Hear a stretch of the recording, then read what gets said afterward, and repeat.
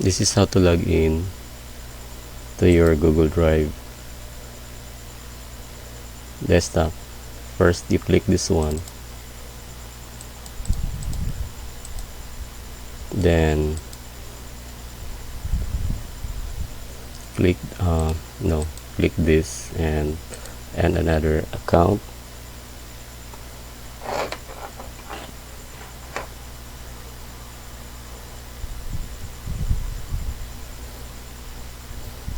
Okay, let's say I'm going to add my account like this one, like this.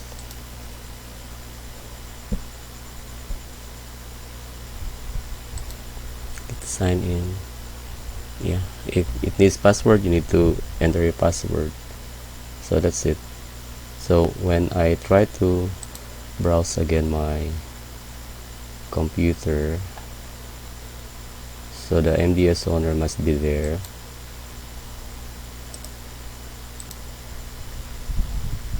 Let me try.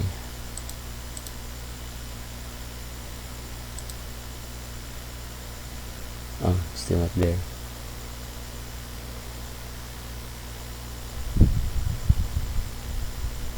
For a while. We're going to refresh.